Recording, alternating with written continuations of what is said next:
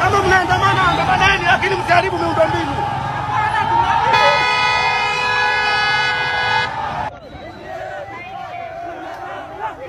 Tegeta hiyo. Karibu tena mzamaji wangu kwa mwendelezo wa taarifa za leo. Natumai kwamba mzima buheri wa afya na Mwenyezi Mungu anazidi kukulinda.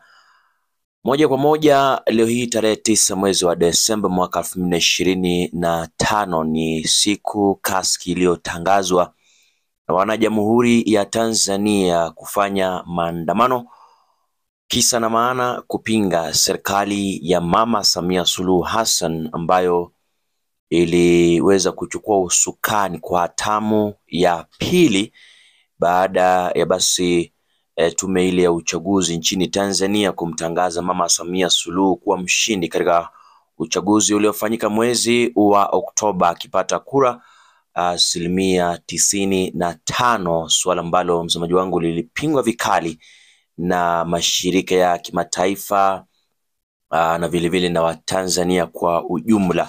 Si hilo tu, mambo kadhaa na machafuko ya uchaguzi yalishuhudiwa pale, familia, jamaa na marafiki wakiwapoteza wapendwa wao, na hilo liliwahuzunisha Watanzania kusema kwamba lazima watapigania haki yao, watasukuma serikali hii ya Mama Suluhu hadi pale ambapo itapinduliwa au Suluhu mwenyewe aamue kujiuzulu.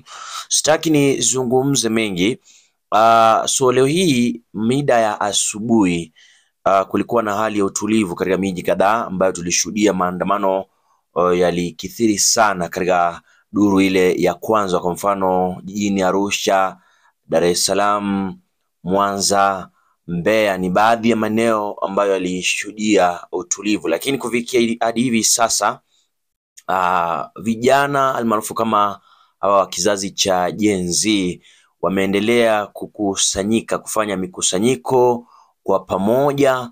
Unajua Waswahili walisema umoja ni nguvu, tengano ni udhaifu. Kwa hiyo wameendelea kujikusanya kwa minajili basi ya kufanya maandamano ya amani, licha ya kwamba serikali ya Mama Samia Suluhu kupitia kwa mwanasheria mkuu nchini Tanzania alitoa onyo na tahadhari kwa kupiga marufuku maandamano yaliyoratibiwa kufanyika hii leo. Hivi ndivyo hali ilivyo, lakini kabla nikuchezee kanda hiyo ya video, ningeomba sana mtazamaji wangu uchukue sekunde yako moja upige subscription kama katika channel hii kama ni mara yako ya kwanza kupatana na video hii.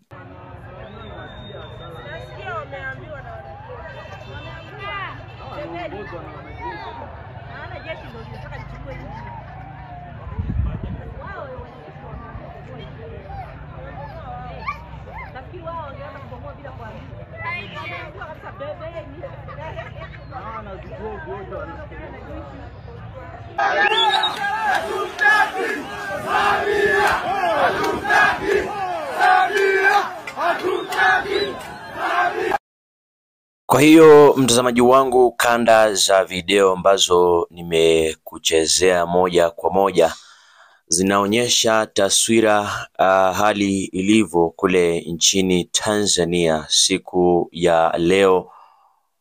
Licha kwamba maafisa au jeshi lile la polisi lilitangaza maandamano ya leo yanayoongozwa na kundi au vijana wa vuguvugu la Gen Z kuwa maandamano ya kuwa batili au si halali kutokana na machafuko yaliyotokea katika maandamano ya duru ya kwanza. Kuanzia mida ya asubuhi kulikuwa na utulivu katika miji kadhaa pale nchini Tanzania, lakini sasa hivi tumeanza kushuhudia makundi mbalimbali yakijitokeza kwa minajili basi ya kutaka kupindua serikali au kusukuma serikali ya Mama Samia Suluhu Hassan, Chama cha Mapinduzi, kuwajibika na vile vile kuhakikisha kwamba familia na jamaa na marafiki waliopoteza wapendwa wao katika machafuko ya uchaguzi wa mwezi ule wa Oktoba zimepata haki.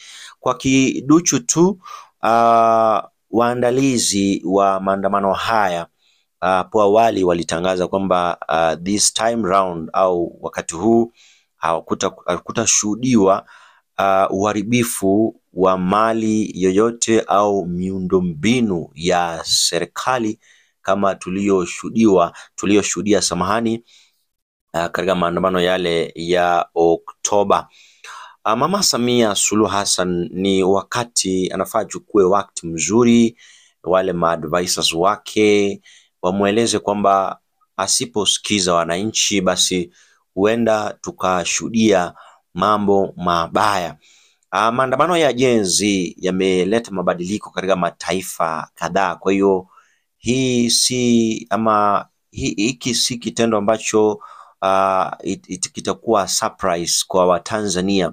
Tumeshuhudia mapinduzi kwa mfano nchini Nepal ambapo Gen Z waliamua wakaungana, alafu mwisho wa siku wakapindua serikali. Pale nchini Kenya uliona kitu Gen Z walifanya maandamano na kufika katika majengo makuu ya serikali, kwa mfano parliament, na maandamano yale yalileta mabadiliko makubwa.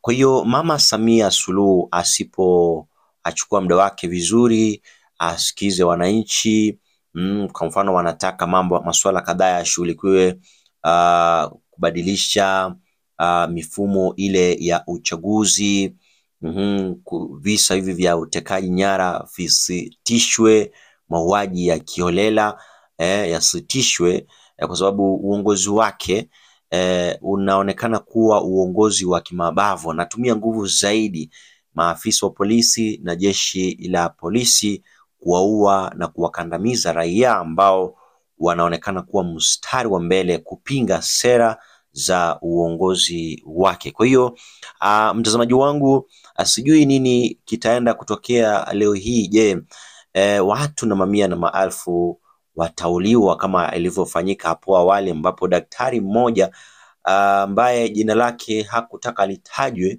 kwa hiyo tunalibana, alielezea kuwa miili ya watu, there was mass graves, yani watu walikuwa wanauliwa alafu wanazikwa kisiri. Kwa hiyo haya ni baadhi ya mambo yaliyowakera Watanzania, na ndio maana wanataka kama haki ingetendeka.